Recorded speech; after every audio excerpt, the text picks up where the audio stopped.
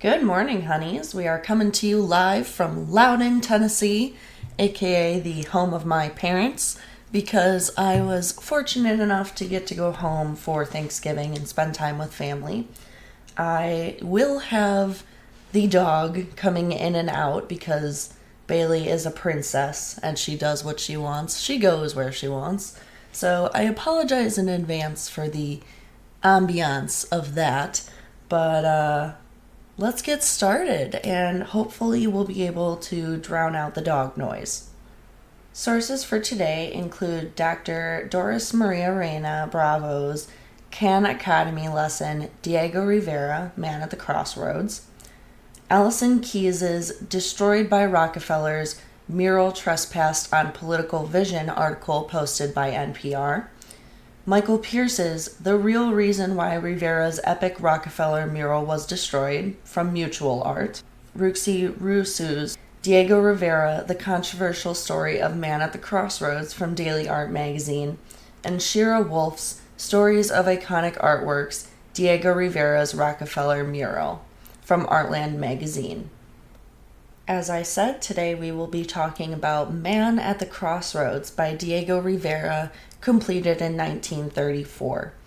It existed at the Rockefeller Center in New York City for exactly 1 year because the opposing political stances on communism versus capitalism, with the mural's creator, Rivera, on the side of communism and Rockefeller, of course, on capitalism's side, as it had been quite literally very profitable to him and his family in years past, resulted in this mural being destroyed after the artist refused to edit it because of its positively toned inclusion of Vladimir Lenin, amongst other controversial elements. This story is famous, and it's grounded in one question that we might come back to over the course of this podcast more than once. And that question is about the censorship of controversial content in public art,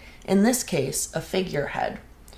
It seems simple enough, but consider the nuances of this sort of thing. Who determines the censorship?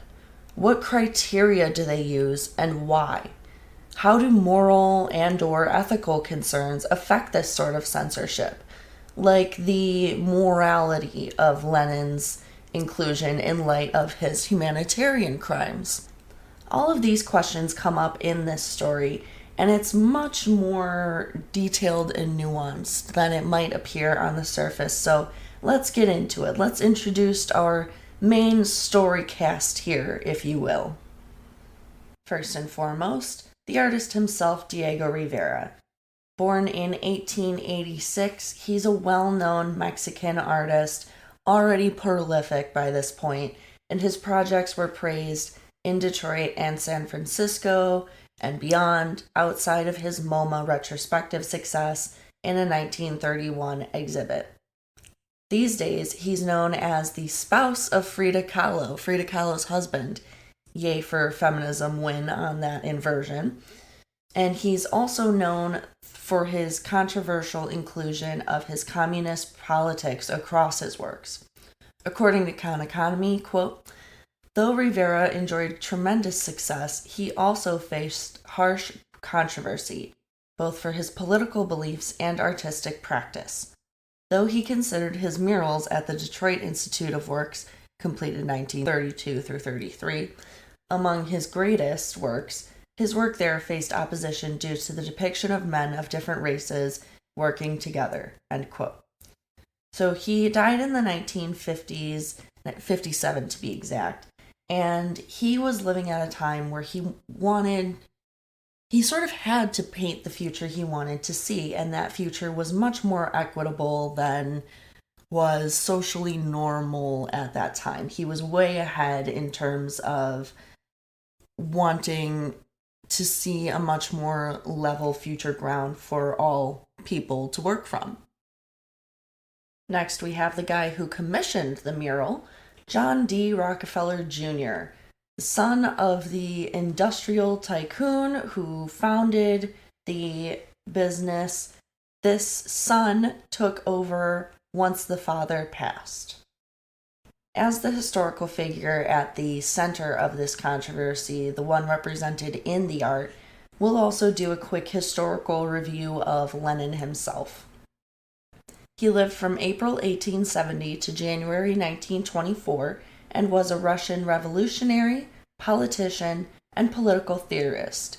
He was the first / founding head of the Soviet Union, the transformation from Russia into the Soviet Union, from 1927 until, I believe, 1934. I believe I wrote the wrong number down here. He was a noted Marxist who infamously led the Bolshevik side of the October Revolution, which followed the February Revolution, wherein the Tsar was ousted, thus overtaking the provisional government at the time.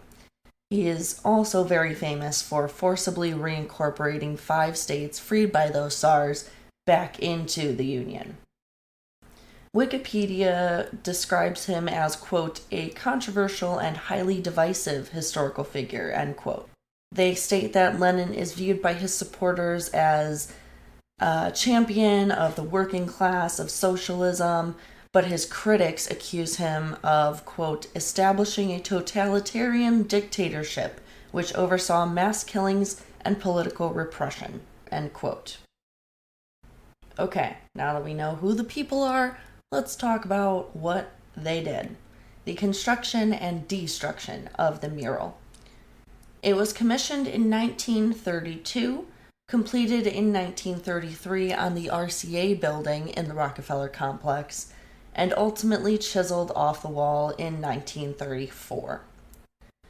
Now, despite Rockefeller's awareness of Rivera's leftist politics, the two decided to proceed with the collaboration in 1932, and it quickly went south.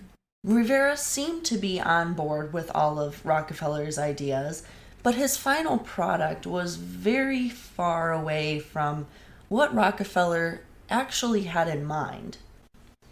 The reason these two came together lies outside of their politics.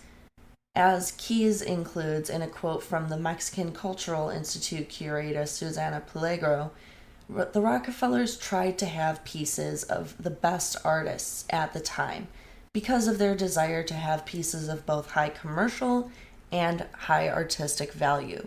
So the Rockefellers were really interested in leaving a well-rounded legacy, not only one wherein their name would be synonymous with oil money for the rest of time, but also one that benefited the public via the funding of arts and other public goods. So Rivera and Rockefeller decide to go ahead with their collaboration anyway under the theme of New Frontiers. Very 50s, very space age kind of title there. They signed each side signed a 3-page contract which included the basics of the desired image. As Keyes quotes, a man at the crossroads, looking with uncertainty, but with hope and high vision, to the choosing of a course leading to a new and better future, end quote. Yeah, very, very idealistic. The details that were settled upon were 3 men clasping hands in the middle, a soldier, a worker, and a peasant, to represent the spiritual union of Rivera's 3 elements of mankind, humanity.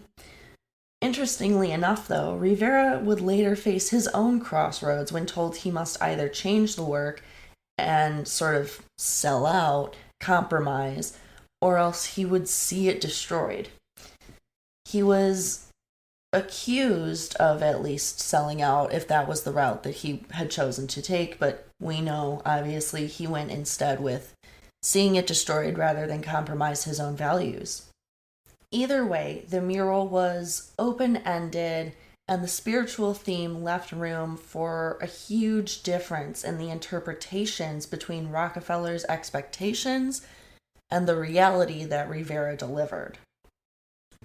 Now, of course, there are some other, minutiae that I am choosing to leave out for the sake of telling an entertaining story here. But there are a couple of details that we need to look at a little closer in order to understand what was at stake, both for Rockefeller and for Rivera, in order to understand the choices that both sides made across this entire incident. The contemporary art scene, that is Rivera's contemporary art scene of the 1930s, was a very critical, very anti establishment sort of attitude that was present not only in the works but also in the people. So the second that these New York City leftists found out that Rivera had accepted this commission, he was made fun of, took flack throughout his entire home base of New York City. His fellow communists, and even communists he didn't know firsthand, called him a sellout and or a fake from the second he accepted that commission. So, of course, then he had something to prove, and he decided to play into the expectations that he would over politicize his work in a negative sense, that he would, emphasize socialism, support socialism too much, as sort of a middle finger right back at the same sorts of, news outlets and communist social artistic groups that were talking such crap about him. The World Telegram newspaper, in fact, ended up running the headline, quote, "Rivera paints scenes of communist activity and John D. Jr. foots the bill," end quote. To give you a sense of, what I mean when I say that people expected this negative over politicization. Rivera then decided, with all of this heat that's coming at him, well, why not? And he adds the portrait of the communist revolutionary Vladimir Lenin to the mural in order to meet and mock these sorts of expectations. I will say that the Lenin inclusion was kind of over-aggrandized. It was one of hundreds of portraits in the mural that could have caused potential controversy and or discomfort. There were other symbols such as swastika inclusions, beheaded workers below Trotsky, Marx, and other figures, and other such imagery that, I personally would expect would cause some uproar long before this particular portrait. That being said, however, you gotta look at the politics of the era. There was an extremely hard no, especially in American society, on communism in the rise of Nazi fascism, in the rise of the Soviet Union, in light of all of the drama of World War I. There just was a very strong anti anything that wasn't democratic capitalism. And so the advocating so publicly in such a well-known architectural block as the Rockefeller Center would have been, of course, a huge point of controversy just for the fact of what it was and how public it was. Now, I personally have never overseen the production of a mural, but I would imagine whoever is the patron would want to come by every once in a while, check things out, make sure that the progress is going according to plan. Apparently, the Rockefellers did not do any of that. The Rockefeller family was very unhappy with the final version, especially a piece that was allegedly a bad representation of Rockefeller Sr.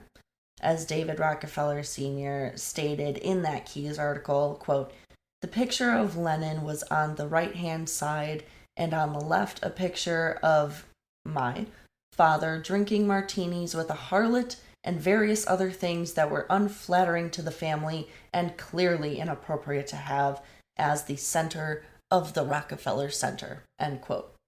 So I personally did not pick up on this Rockefeller Senior reference when I was looking at this mural, but I could see why that would be offensive. This is actually where we can look to historical precedent, funnily enough, for precedent for the Rockefellers' behavior, because the court painters of nobles and kings and queens back in the day used to try to make their subjects look a little bit nicer as the ones who were paying for the work, and or the ones who could potentially decide if that painter needed to be executed. So with that in mind, of course it makes sense that the Rockefellers would want Rivera to paint them in a nice light, since they're, funding the whole shebang. As we know, the Rockefellers then give Rivera an ultimatum. Either he changes it or it gets destroyed. Now, I have to clarify why exactly it would be destroyed.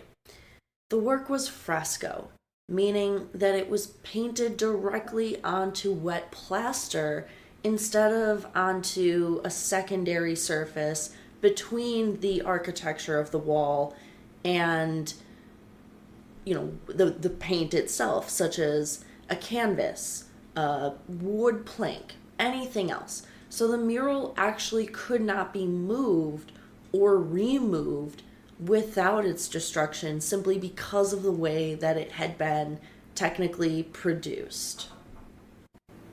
What's really frustrating from an art historical point of view, as somebody who kind of mourns, in a sense, for all the arts that have been lost to various stupidly minded destructions over the years, is that this was a completely unavoidable destruction of a work. It was, in fact, a technical mistake that resulted in the work being immovable and irreplaceable instead of movable as it was originally intended. So according to that Mutual Art article by Pierce, Rivera's principal assistant, Clifford White, argues for a technical construction mistake as the basis for its destruction. He says, quote, "There, the crucial metal framework, specifically designed to leave space between the original wall so the mural could be removed if required, was omitted." In White's correspondence with Mr. A.W. I wrote but that has to be Butte, at the Rockefeller Center, he had clearly described the method that Rivera expected to be used for his mural in New York. But the specifications given to him, it's unclear if him here means White or Rivera, by the architects at the Rockefeller Center only allowed for a depth of 3/4 of an inch for all 5 layers of plaster, meaning that the first layer had to be applied directly onto the wall of the building without any space between them. End quote.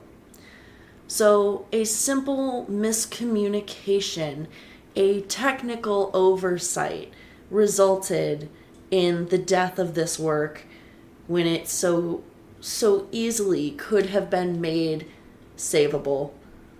But alas, isn't that always how the treasures of history are lost? However, I was not able to find any other sources that confirm this story. So I'm unsure if it's 100% true or if somebody somewhere is maybe trying to cover their ass. Either way, though, it is an explanation that makes sense and adds a sort of extra layer of tragedy to this already devastating story.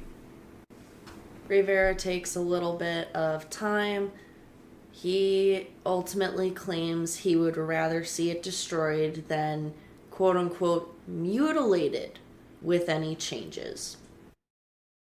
And I do have to say, I have a lot of respect for Rivera being so stubborn, being such a stalwart. Yeah, his ideals may have been a little controversial. Yes, communism is not perfect, neither is capitalism, though. And it's very interesting to think about that. You know, if you were in his shoes, what would you do? Would you take the money and compromise yourself? Or would you be able to bear witnessing the destruction of your work? How much is it worth to you to see the physical preservation of the thing you made versus go down in history as being so uncompromising that your thing was destroyed, but everyone remembers your morals? Kind of a tough decision. I'm really respectful of Rivera for making one at all, but especially for making what I think is kind of the tougher choice and deciding that a work is too important to be changed and thus kind of having to swallow the harsh reality of it being destroyed. Of course, the ending to this tragic tale is that the artist is fired and the work is chiseled off. Most of the quotes that I'm about to read are from Shira Wolf over at Artland, but they give a good synopsis of how everything plays out to the end. So, quote, the building managers paid Rivera his full fee of $21,000 and he was banned from the site. The mural was then hidden beneath the drape, and the night before Rivera would have completed it, on the 10th of February 1934, the mural was chiseled off the wall. Rivera's mural was replaced by a larger mural by Catalan artist Jose Maria Sert titled American Progress. This mural can still be seen in the Rockefeller Center to this day, end quote. So Rivera, understanding, when he makes this decision and announces it to the Rockefellers that he likely would be taken up on this destruction decision, had told his assistant, Lucien Bloch, to take documentary photographs of the mural. These black and white photos are the only images that remain of the original work to this day. And in fact, Rivera later used these photographs to repaint a variation of the composition in Mexico later that same year. So that later surviving version is at the Museo del Palacio de Bellas Artes in Mexico City, and that one is titled Man, Controller of the Universe, also completed in 1934. Okay, so let's decompress with our major takeaways, our final thoughts. First of all, Keyes cites Rivera expert Linda Dow's saying, quote, he had this vision of the importance of technology in the future and the hope that there would be a coming together of workers and industrialists and businessmen to further mankind in general. It was a very hopeful mural, end quote. So it really is a shame that the mural was destroyed because in spite of the small controversies, the potentially unflattering image of Rockefeller, the controversial inclusion of certain thematic contents and certain Russian socialist figureheads, or slash any socialist figureheads for that matter, it's clear that this was a mural that was really intended to bring people together, which is why the irony of how divisive it ended up being between the Rockefellers and Rivera is really quite sad, in a sense. That being said, the case does provide a very compelling example of how art censorship has always been a question, and how the politics of the early 20th century really did affect the arts in almost every possible sense. Of course, there were certain federal programs that funded arts programs across the US during the Great Depression, However, this is a little different in the sense that it brings into question private art ownership and the question of what happens when private politics play out in a public space through art. So, of course, the main question at play in this case is how censorship issues have or have not changed across time. This one is really a two-part question, I think. And the first part is the artist's right to their own opinion, their own self-expression. How do we determine how much is quote-unquote too much? How do we determine what content is okay and what is not? How do we determine whether the politics or morals that a work advocates for or perhaps criticizes, how do we know that those are acceptable criticisms or supports? How do we determine how much of those types of things is appropriate in art? How do we deal with money in the arts and with the ethics of patronage? How do we determine what happens when an artist gets a commission and they want to go somewhere with it that the commissioner is uncomfortable with? These are still very common questions to this day. And in fact, this whole instance started something of a revolution in terms of getting people to actually think about an artist's right to their own opinion and self-expression. Of course, artists had been including such things in their works for a long time, but that personal expression had never been so applied to politics as after the turn of the 20th century. Many people at the time actually sided with Rivera. Rushu writes for Daily Art magazine that, quote, a series of protests and demonstrations from artists across the country started soon after. E.B. White, 1899 through 1985, wrote the protest poem I Paint What I See as a dialogue between Rivera and Nelson Rockefeller to show his support for the artist's cause, end quote. But of course, then we have to sort of flip the question and think about the other perspective. The rights of the owner of an artwork to do certain things with it, whether that be hang it, or store it, or change it, or destroy it. This one is, I think, very dependent on your point of view. In some sense, yes, when you purchase an artwork, you have purchased the right to steward it, I guess you could say, as you see fit. But at the same time, that is very much a piece of an artist's legacy. And so to change or destroy it, especially without any sort of consultation with them or green light from them, definitely appropriates that legacy in a potentially harmful way, in that it changes what the legacy was intended to be into something new. And I'm not, gonna say that every artist should only ever be looked at exactly how they want to be, because there are some very obvious cases where that should not be true. Gauguin. However, there is a certain